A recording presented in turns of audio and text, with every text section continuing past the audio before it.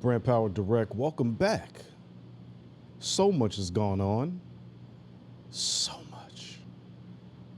Before we get into all the, I don't even have words for this, but before we get into everything, thank you again for coming back to our channel. Please, if you haven't already, hit that sub button. We're worth your time completely, I promise you. If you subscribe to Brand Power Direct, you will be receiving branding tips and insights by the pound, baby. And of course, me, Rhett Butler, your Chief Brand Strategist, I will be giving you information and game that you could take with you and look like the smartest guy in the barbershop. If not the smartest guy in the barbershop, definitely the smartest in your neighborhood. Yeah, I do's that. Comment, rate us, share us. You know what it is. Listen, I told you guys before, the word brand means perception, right? If I didn't tell you that, I've done you a disservice. Branding means perception. So, congregation, let me ask you a question. What does it look like then if the front runners of the culture within the congregation are now doing double talk out of both sides of their mouth with their actions reflecting things they said they would never do? We got to talk about this. It's not going to be comfortable. Get ready, because here we go. Snoop Dogg. I can't even stop there. I'm going to name a couple of people, and this might start to sound familiar in terms of where I'm going. Snoop Dogg, Nelly, Soulja Boy, and Rose. We cannot forget our guy. Was our guy? I don't know. Rick Ross. Not his real name, of course. AKA Rose. These are all rappers, folks. Now, what do they all have in common? Each one of them performed at a ball or some function related to Donald Trump's inauguration right here in Washington, D.C. For those who don't remember, back in 2017, Snoop Dogg made a video. So ain't nobody gonna perform for Donald Trump, huh? Which one of you jigaboo ass gonna be the first one to do it? I'm waiting. I'm gonna roast one of you Uncle Tom doing it. Which one of you do it first? I'll be the one that performs for himself.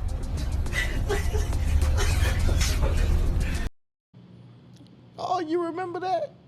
Me too. And no, it didn't age well at all, Mr. Doggy Dog. Before we get into Snoop specifically, because I don't want to single nobody out, Nelly, Mr. It's Getting Hot in Here, Mr. Tip Drill, look what he had to say. You was riding with me because you thought I would ride for who you voted for. I didn't know that. I apologize. If you follow what I do, this shouldn't even be an argument. He's the president. He won. This isn't a campaign. This isn't an RNC. I'm not out on the political campaign. I didn't get none of that 1.5.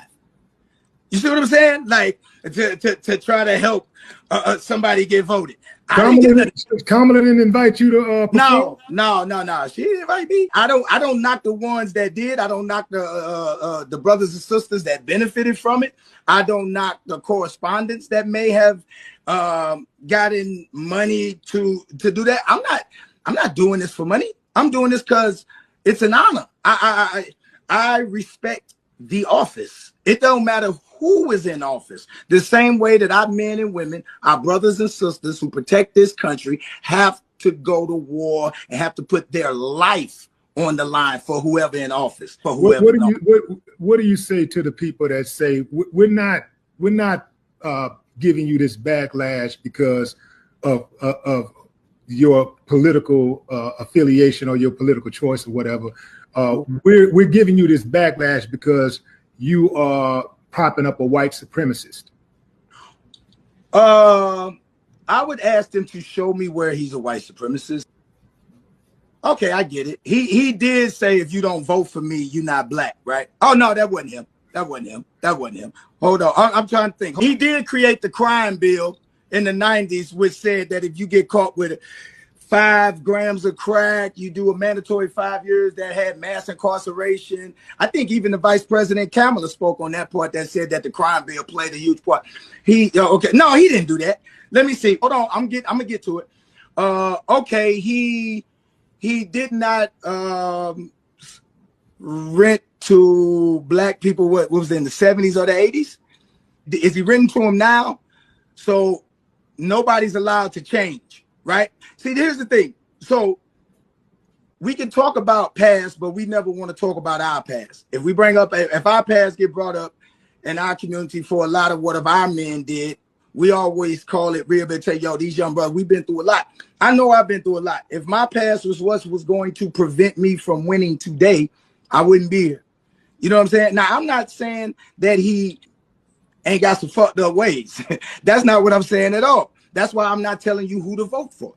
But what I'm saying is that he's the president of the United States. He's not the candidate for the United States.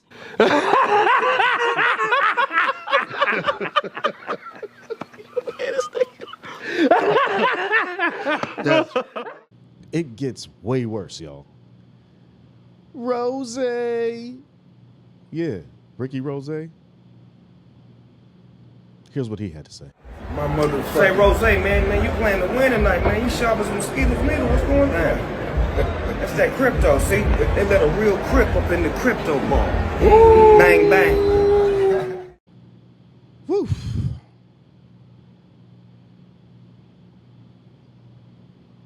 Yeah.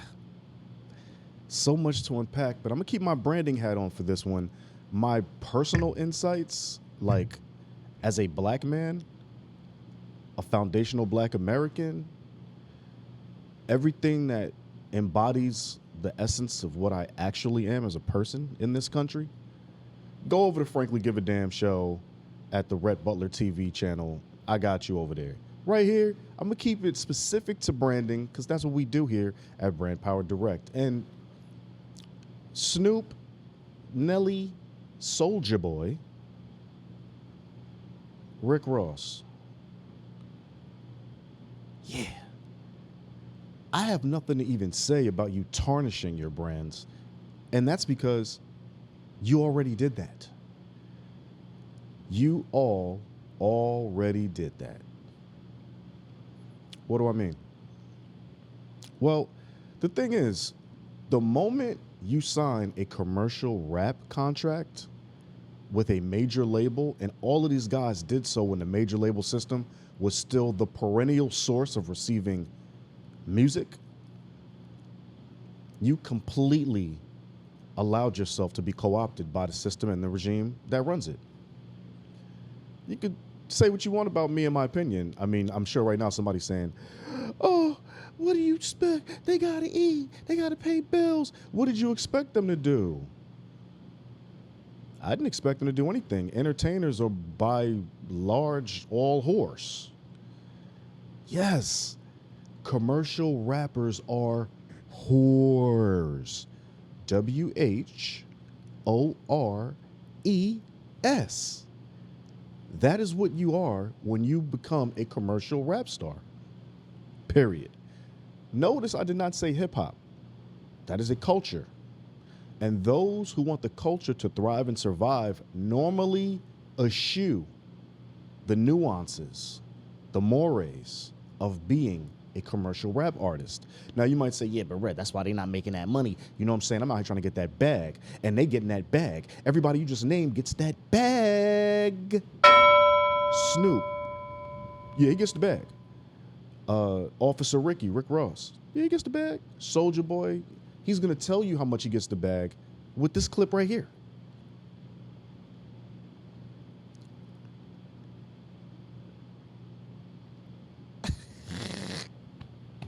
You see? You see? When these things happen, just to be clear, because there's been so much confusion within hip-hop culture, commercial rap culture, black culture, foundational black American culture, African American culture, all of these intersectionalities constantly have misrepresentation at the crux of the conversation. So I'm here to break it all up for you so you can completely understand. In fact, I'm going to break it down to build you back up because I know that's what you need right now, especially when things are going awry in the political field based on your level of fealty to this current regime or not, the last regime or not, or just the American ideals in general, son. Shout out to everybody. Listen. Oh, I love this part. Okay, first, the moment you decide to allow the commercialization of black culture to be the impetus for your financial gains, you have completely corrupted what was started as something to congregate and create community. Period. Period. Anybody who's had a top whatever hit probably had to do something along the way to quote unquote sell their soul. It is what it is. You know, you could break this down to Rhett's opinion because he's a hip hop purist, or Rhett is a person that was loving music during the golden age of hip hop, and you're completely right. But the reality is there are actual nuances to hip hop that you cannot get away from. I don't care how hard y'all try. It ain't going away. In fact, other people have picked them up and started turning them into businesses that we could have had too. Anyway, listen, I'm gonna start with Snoop because he's the shiniest object on the newly appointed Trump shelf. Yes, back in 2017, Snoop said, who's gonna be the first jigaboo to step up and do Donald Trump's inauguration? Now you fast forward, right? PPP loans, COVID-19, you know, Trump's rhetoric, his bombast probably just weighing people down and grinding them out to where they realized, oh, wow, because the Democrats don't have a succinct plan, I'm going to roll with this guy because he's giving me street level energy from a corporate privileged vantage point. I don't even know how you describe Trump except that ain't nothing different between the streets and the suites, except one goes to jail more often based on everything America does wrong with people of color and people that come from poverty. Not saying all people of color come from poverty. Don't do that to me. But it's just a through line, unfortunately, within America, right? But here's the thing. With Trump's inauguration this time, right, Snoop Dogg did an event at something called the Crypto Ball, the first ever, right? So he's claiming that his relationships with, I guess there's like a crypto czar now for the government, as well as the fact that it wasn't a quote unquote Trump-specific ball, that this was okay. But first of all, they don't even respect you. Look at the crowd. They weren't even loving the songs.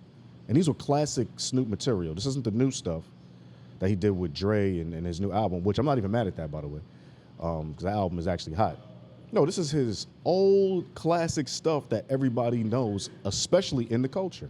Now, Snoop is there on stage with no DJ, doing everything by himself, and then on top of that, you never walk down what you said in 2017 to your audience. So what does that leave us to believe? You talk out both sides of your mouth just like corporate does. Oh yeah, we see you. See, I already knew Snoop was a flip-flopper when I seen him chilling with Martha Stewart. Now y'all gonna say, oh, what are you talking about? Martha? Martha's the homie. Martha made cleaning homes and making gardens and baking cakes great again. Yeah, she did that. I'm not gonna stone on Martha.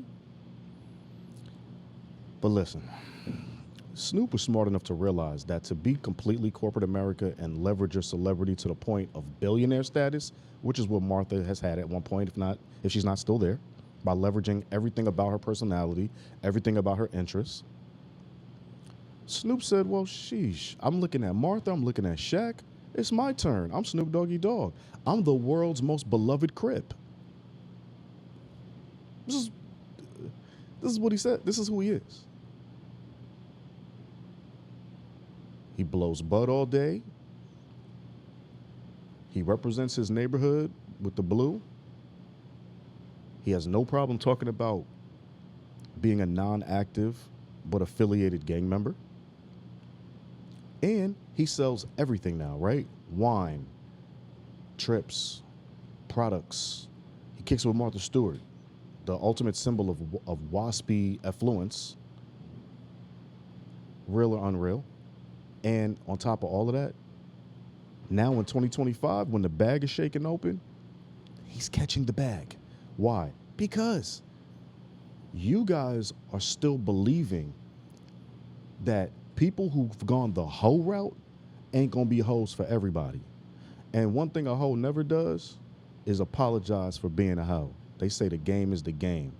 Pimping been pimping, and if not, you simping. That's what it is. So to see Snoop Dogg reverse his stature and go ahead and do something at a Trump event, Snoop is like, man, I just bought Death Row, which was rife with problems, obviously, right? He got played on the early Death Row days by Suge Knight. Shout out to, I guess, Harry O, or not shout out, I don't know. There's a lot of street politics going on with that situation as well. The original funder of Death Row. But now Snoop is the quote-unquote new owner. And he's trying to leverage the branding across everything with that company and his name. So what is this now but a power play to get within the new regime for the next 4 years, on some level, show that you're friendly, and catch whatever bags they throw in to show you that you're down with the new way of the American thinking. Just like the billionaires jumped on board and funded his inauguration. The same guys that in 2017 opposed his election.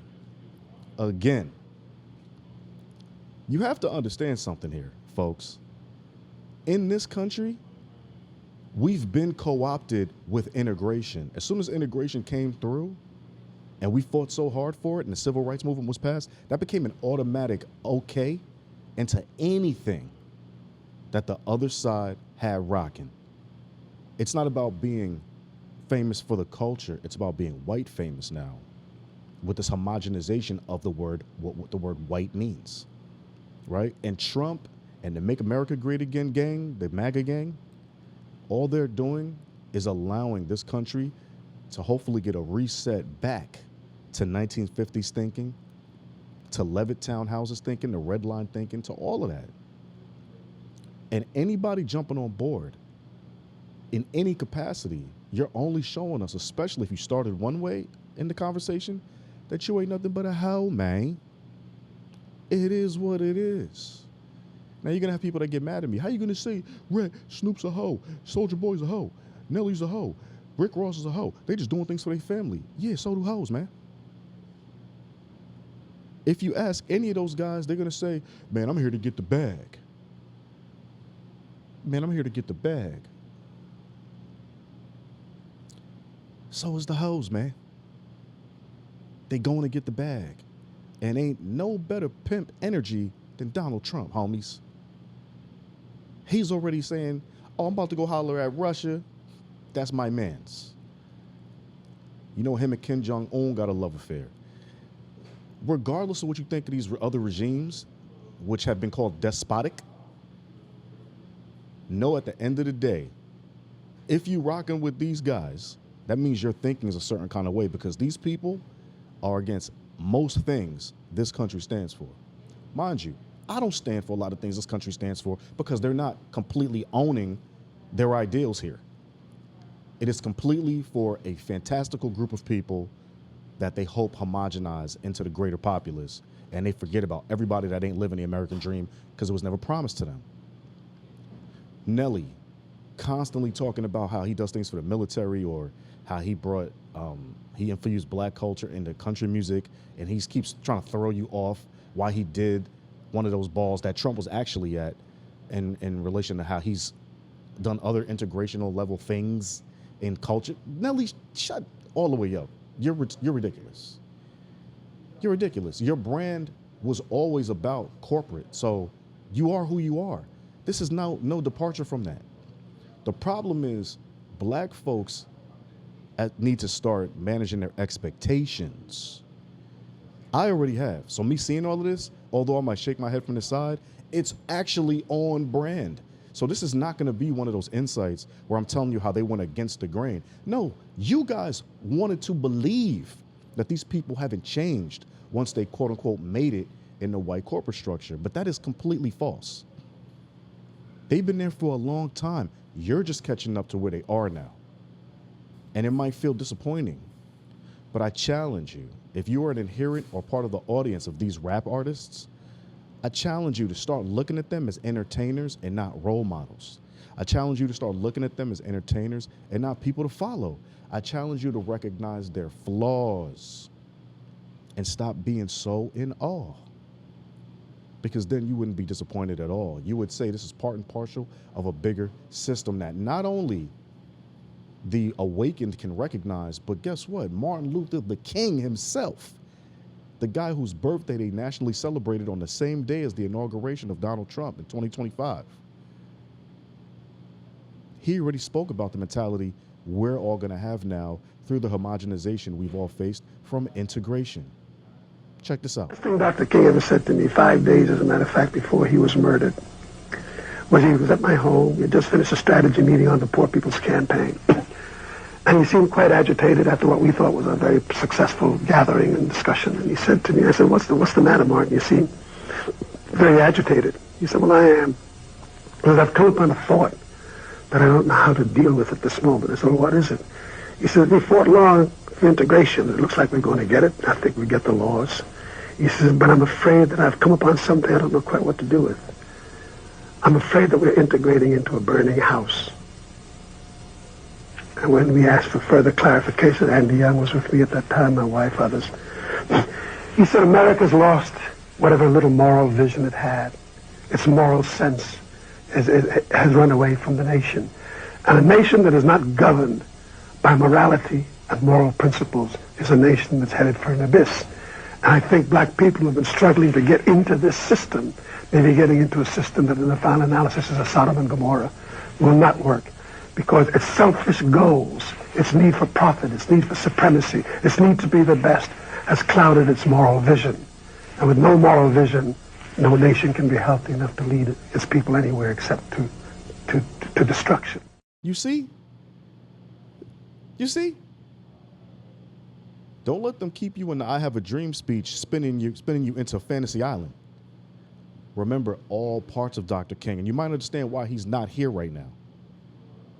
When he started talking about equal rights across poverty lines and class lines and all of that, he had to go. He was already labeled the most dangerous man in America by J. Edgar Hoover. What made that even worse? He starts to talk about the money, balancing the scales in this country, something they never want to do. So, manage your anger, control it. If you already looked at Snoop as just part of the culture of American fabric, keep doing that because he is. Nelly, Soulja Boy, Rick Ross, all these guys are co-opted by financial gains only. That's all that matters. They are whores. Completely. And if you're going to roll with a whore brand, expect hoe activity. It is what it is. I don't care what presidency it is. Right? Because I'm going to tell y'all something. If Kamala Harris would have been elected, I would have felt the same, just like I felt like she played herself when she had Megan Thee Stallion performing at her campaign rallies. This lady had a song called Wet, ASSPUSSY. We don't need you to help swing votes, ma'am. We need you to get your mind about the gutter and stop telling our little girls that the best thing to do is be about that freak life. It's an overdone narrative, completely. Listen. Like anybody, I feel disappointment, but I just want you guys to understand. I never looked at Snoop Dogg, Rick Ross, Soulja Boy, or Nelly as leaders. They operate in cool, and that's okay. But it is as meaningless to me as a potato chip. Right? The problem with most of y'all is once y'all get your hand in that box of Pringles, you don't stop until you get to the bottom of the box, man. You love junk food. And when you prop up junk food at the top of your food chain, that's when you get obese, lazy, dumb, have gout, and are overall unproductive to society. Get your mind right.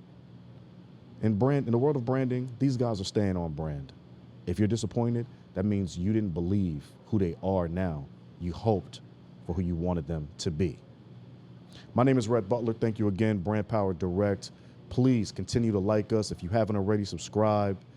Come on, man. We need all of the love here. I'm the one keeping it real for y'all. And if you subscribe, all we can do is keep growing and giving you more of that hot fuego fire in the branding game. You feel me? I knew you would.